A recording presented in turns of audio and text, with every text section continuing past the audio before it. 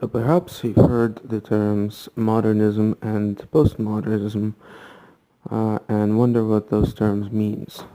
Or perhaps you're not wondering what they mean because you're one of the people, majority of them, who use those terms interchangeably and prescribe to them your own meaning, which means something very vague and hard to grasp. So the point here is that modernism and postmodernism are two terms that have very specific meanings. These meanings do vary from field to field, and I will be primarily using uh, modernism as it is understood in literature and arts.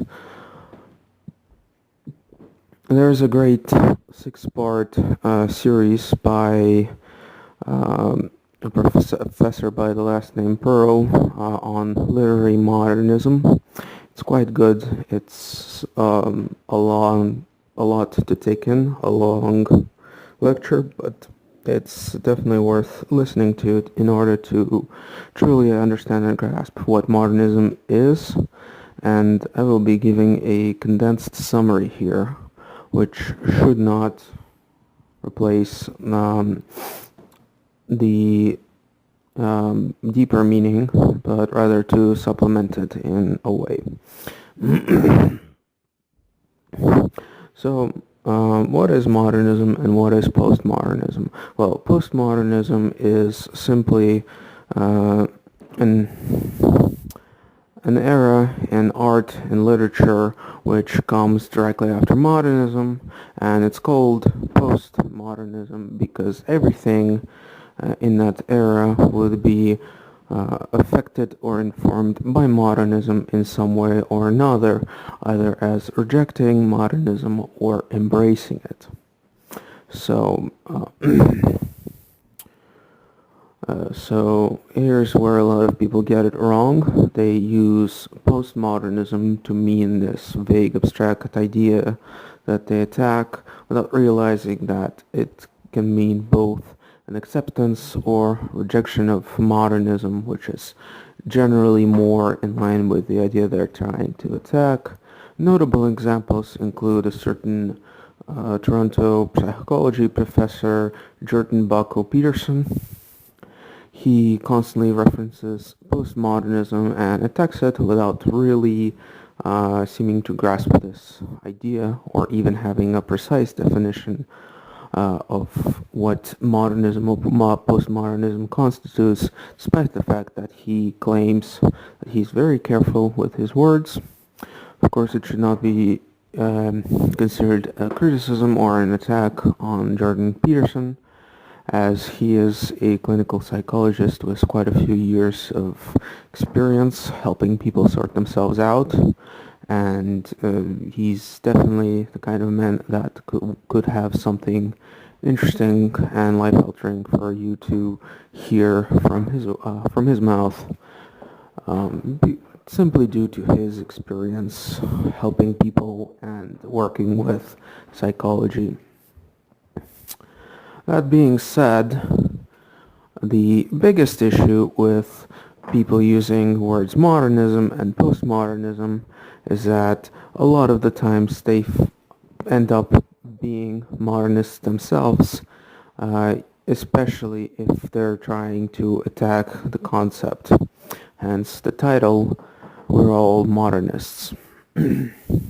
Now, we all should mean not everybody in the whole world, but since this is being recorded in English, chances are if you know English, if it's your native language, or if for whatever reason you've learned it, chances are you belong to the part of the world that is where modernism originated from or where it's most entrenched in. And for brevity's sake, I'm going to be using Oswald Spengler's term, Faustian civilization, to refer to the sphere where modernism has the most influence can also be described as the Anglosphere. That is Britain, United States, Canada, Australia, and other Commonwealth countries which share a lot of cultural and linguistical features with England, and also Western Europe. So, what people commonly refer to as the Western civilization, Spengler refers to it as the Faustian civilization, uh, but you get the idea. The modern Western democratic um, world. So, to sum up, to better understand what modernism is, I'm going to start with the origins of modernism with the first modernist, um, a man by the name of Friedrich Nietzsche. He was a philosopher in the late 19th century, and he called himself the firstborn of the 20th century because he correctly anticipated that his ideas would become the foundation of a driving philosophy in the Western world, or rather, not his ideas, but he was. You could consider that he was ahead of the wave. He could see the wave coming, and he got ahead of it. The origin of his philosophy can be found in the 1850s scientific world.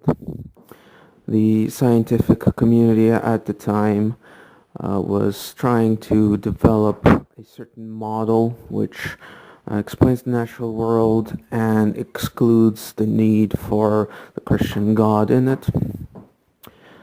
And their belief was that science has created this framework which has almost figured out how nature, universe work.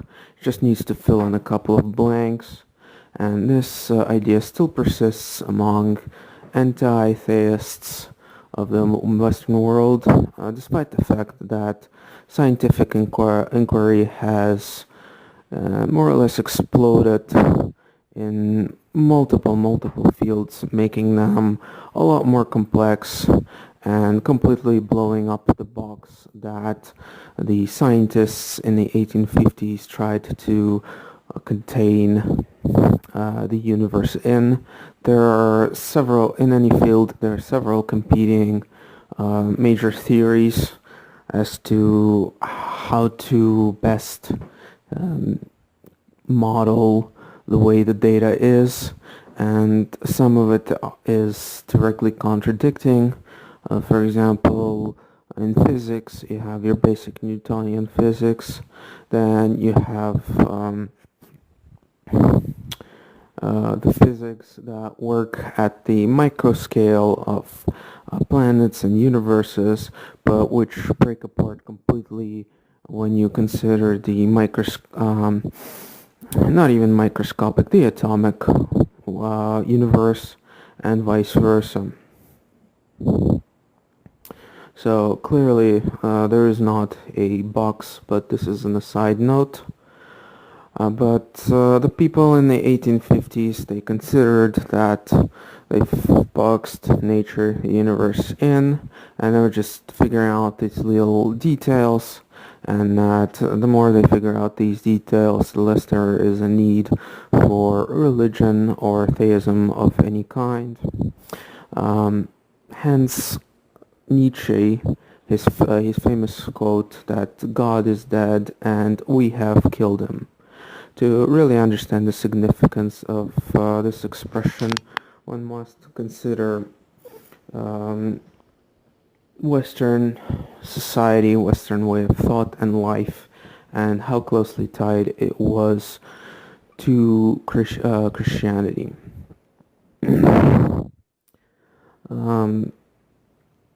All thought everything in the Christian world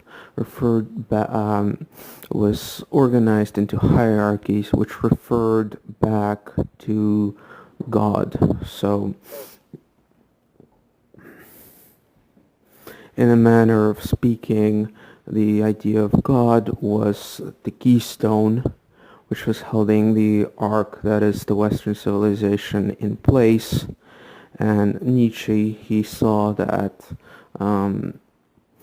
that keystone was falling out, was being removed, whichever way you want to look at it, and that he foresaw that everything about the Western mode of thought, way of life, would fall apart without this central idea.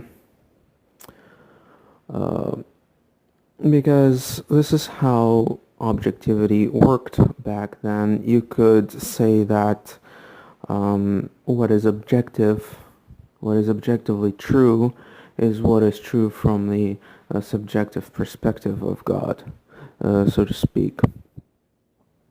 And of course, without this keystone, without this subjective perspective, which determines what objectivity is, you would have no means of achieving objectivity.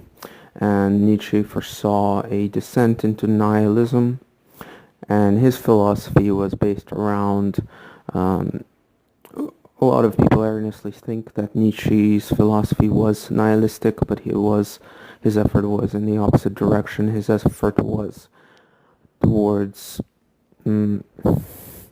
creating meaning in the face of lack of this keystone of the central concept in Western Christianity. And so you could say that his philosophical work was a deconstruction of the Western civilization and an attempt to reconstruct it. And this is a central theme with modernists. This is their main method of operation, deconstruction.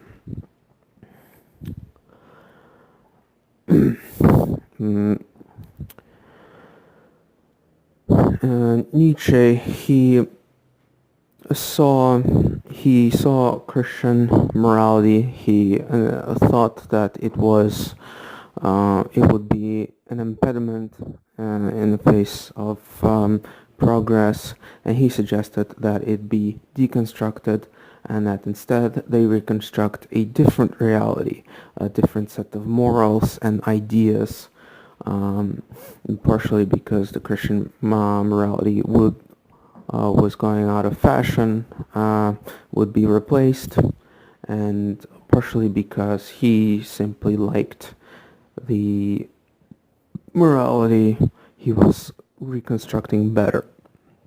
This is another key point of modernists. Modernism is based on entirely on subjectivity, what you like, what you don't like, and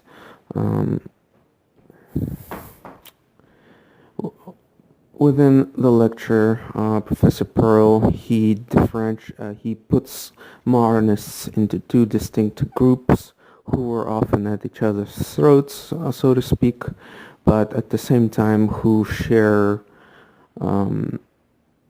core attributes with one another. They were the paleo-modernists and the neo-modernists, also sometimes called the proto-postmodernists, hence why the two terms get used interchangeably and get confused, but that's a little later. Paleo-modernists like Nietzsche, they're people who deconstruct a set of values, and they reconstruct a set of values as well, but it's all based on subjective liking. So Nietzsche, he liked pagan Europe, he liked Renaissance art, which depicted this pre-Christian pagan Europe, and so he based his ideas off of that. And um, on the surface, it seems like Nietzsche's work and the work of paleo-modernists is a return to classicism, but at the same time, they have their own interpretation of classicism, which is based on things they like and filtering out things they don't like. Um, so modernism can be described as a movement, a rejection of objectivity, an attempt to deconstruct the present reality and reconstruct it in a different fashion. Uh, of course, the logical objection to the idea of modernism is that, especially once you start following the logical chains of deconstruction to their natural conclusions, you end up with the situation of asking yourself, of trying to deconstruct deconstruction. Well, why is the reality you're proposing, why is it better than the reality that exists? Why should we deconstruct this reality in favor of constructing this new one you're proposing? And of course, once you start deconstructing values and objectivity, there really isn't an answer to that. But this is an aside, a criticism and response to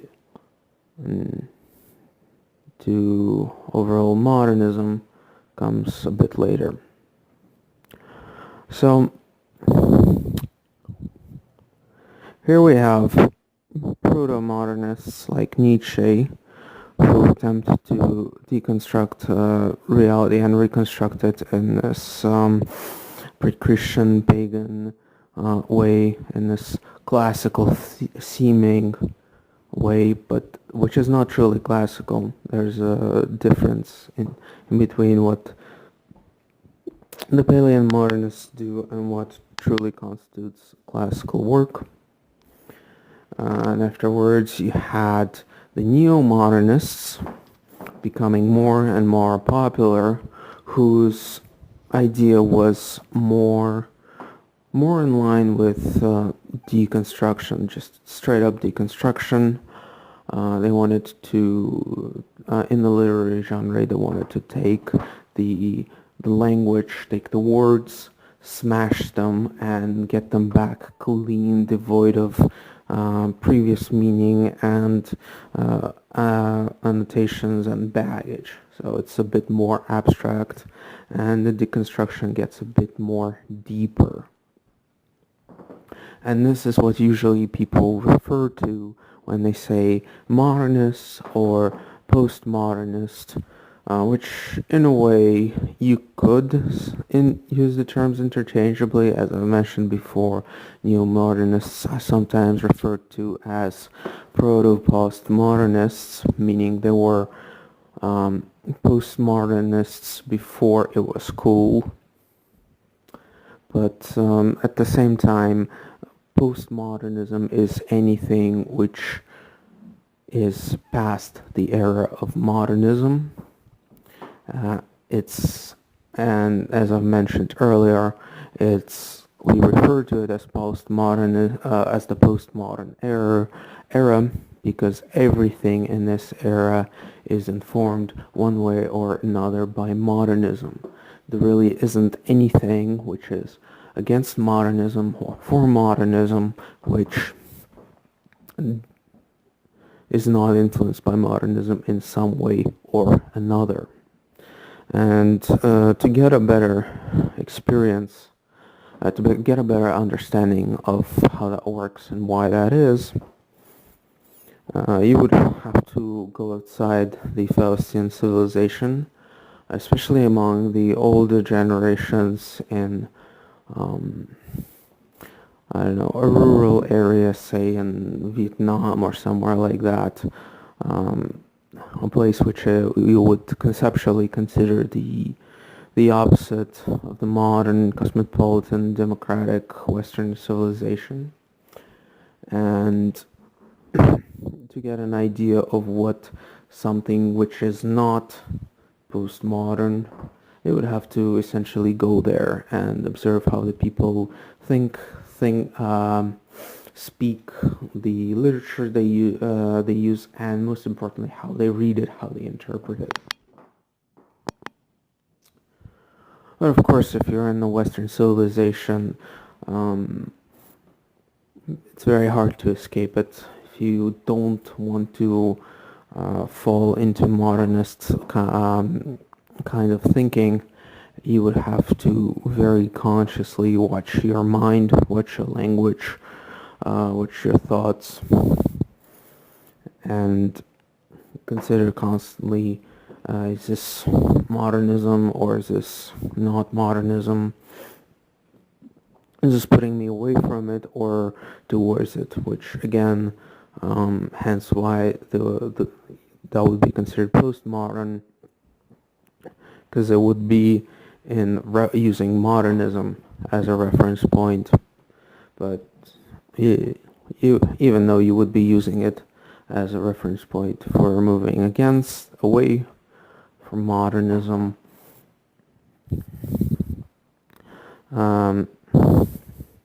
you would still be using it as a reference point. So, well, I've touched upon on a brief criticism of modernism, as it is a self-defeating idea. But in more practical terms, why is modernism bad? Why do you want to get away from it? A lot of people who use those terms, they somewhat instinctively, intuitively understand that, but they don't put it into concrete terms, and so it's very easy when you're not dealing with precise definitions to get into situations where you put yourself in a position where you try to get away from modernism, but you end up being modernist anyways. So why is modernism bad? Well, let's consider a very typical case of modernism as it was for Nietzsche, as it was back in the 1850s. Consider, for example, your average, well-educated, middle-class, left-leaning student, college or university student. Now, for one thing, you're gonna notice is that they have a certain understanding, a certain appreciation for science. So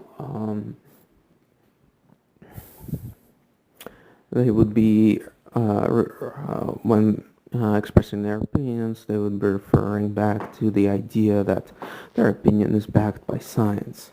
On the other hand, these people tend to reduce everything down to subjectivity and reject a certain objective perspective, which is a paradox in a manner of speaking, because the objective of the scientific approach is to distill a situation down to the very basic facts and isolate variables which you can definitively say affect the situation one way or another.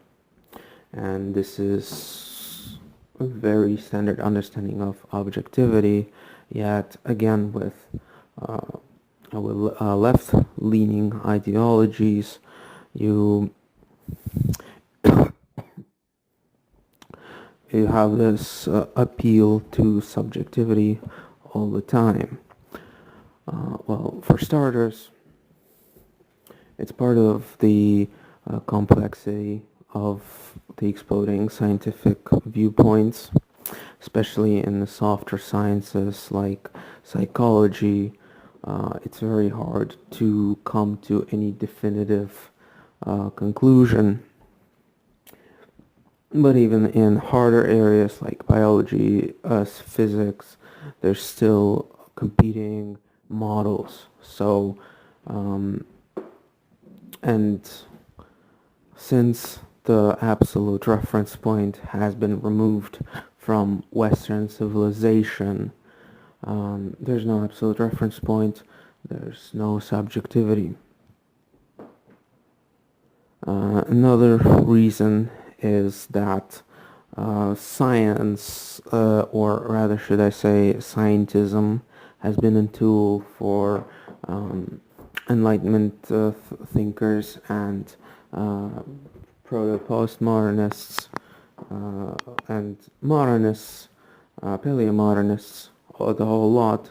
It's been a tool for them to deconstruct reality and reconstruct it, because science and the philosophy of empiricism,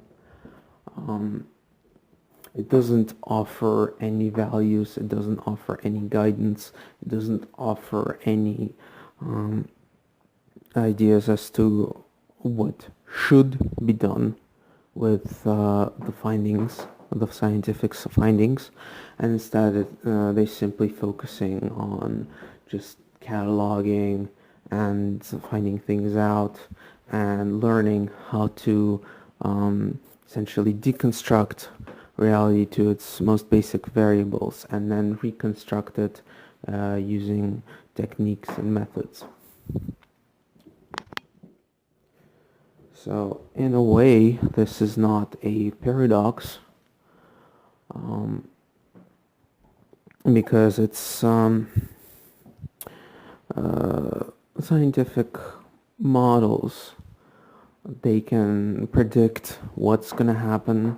They can give us somewhat basic explanation of how it will happen, but any bigger, more complex picture simply outside of the scope of the tool of scientific inquiry.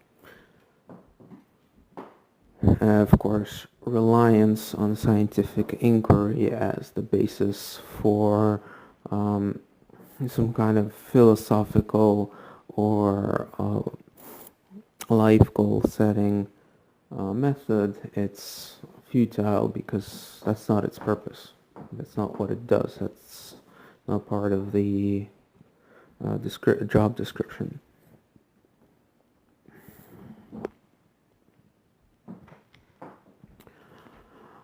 So what you have is a whole bunch of objective facts and figures which don't really create an objective picture, because they're all disjointed. It creates plenty of opportunity for subjective interpretation of data. And well, the reason why it's bad is sort of explained in the fact that it offers no guidance. It's a blind approach to life, so to speak. A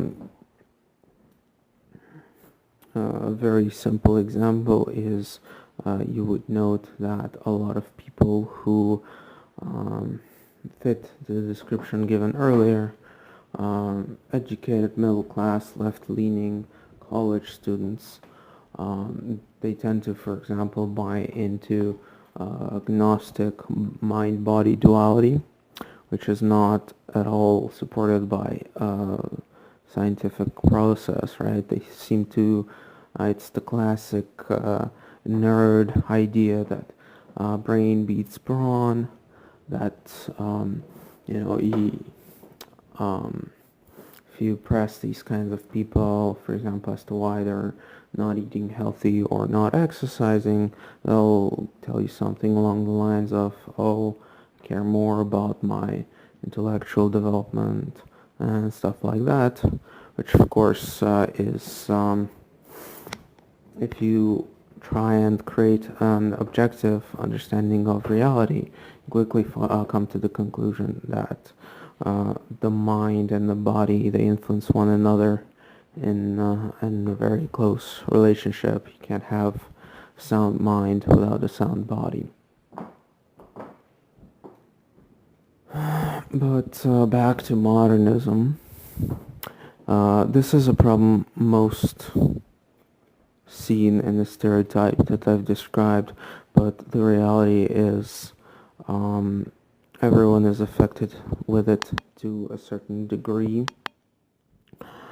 When I was involved with the video gaming community, for example, any kind of objective criticism of a video game that somebody would be met with very modernist, so to speak, responses. For example, if I were to look at a game objectively and conclude that it is, quite frankly, a waste of time, a waste of money, you would see things like reducto ad nihilo, reduction to nihilism, essentially, that someone would say, well, if you look at things from a broader perspective, everything is actually a waste of time, and so this justifies wasting time with this thing, even though this thing is a little more than a glorified slot machine or something like that, which societies have collectively identified as bad. Gambling has always been on very bad terms with the law in all societies, from the Western Christian world to as far as places like Japan, which had little interaction with one another. It's generally understood that, for example, gambling is a bad idea, and that was generally outlawed. And a lot of modern video games are built on principles, the same principles which make gambling bad, but that's off topic, so moving on. And of course you would have these kinds of non-defenses as you think you don't like it, you think it's a waste of time, but somebody else might like it and it would not be a waste of time or money, even though you try to present an objective argument using objective qualities. The person would respond that, well, would try to ignore that and put everything down to subjectivity. The same applies to TV shows, movies, literature, music, which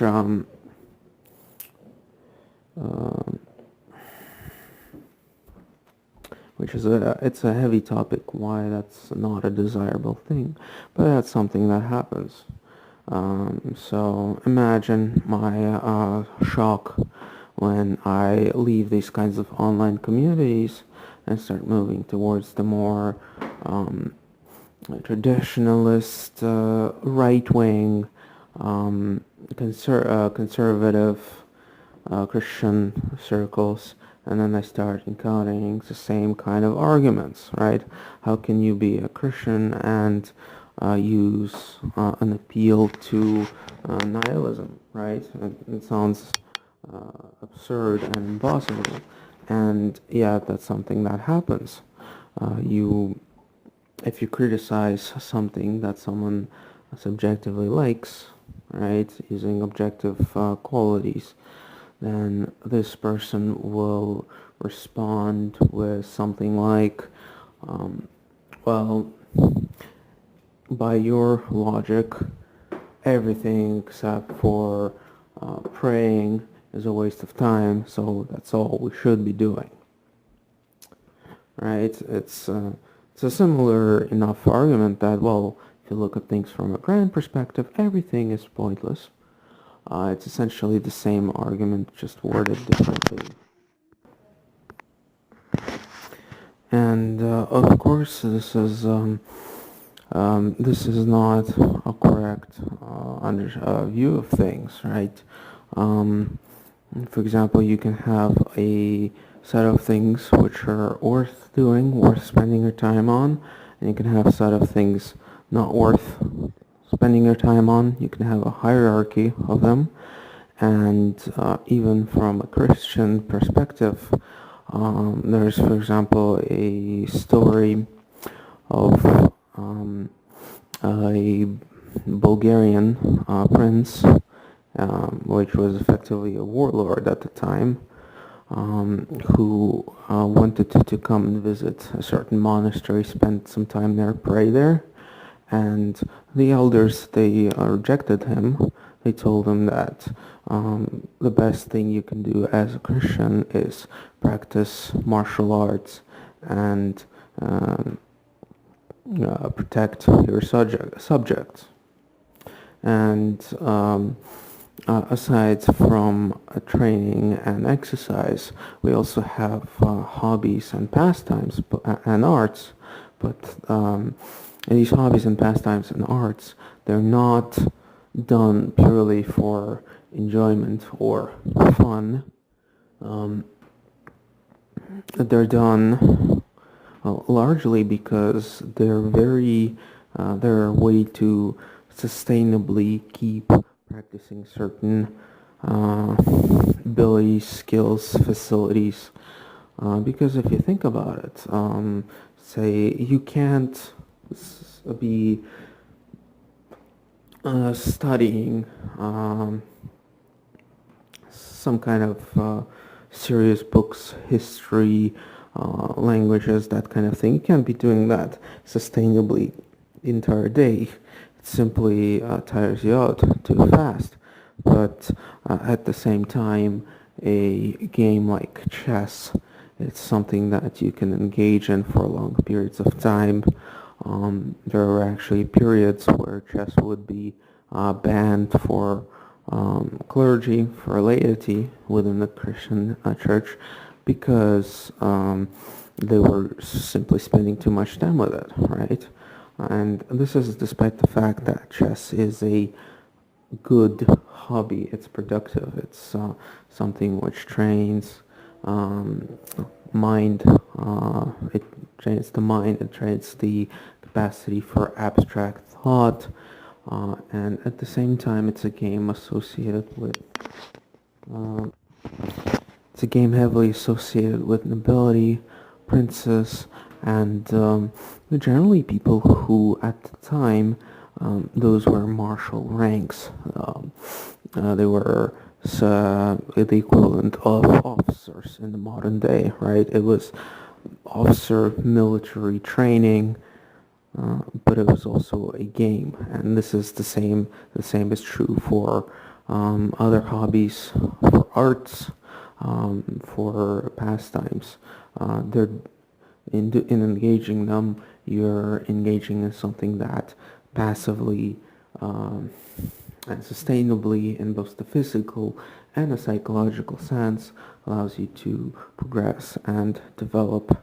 And from a purely Darwinian point of view, on the other hand, of course, a society which has pastimes which help develop skills necessary for survival, they're gonna outcompete and dominate the societies which do not, or where the pastimes they're oars.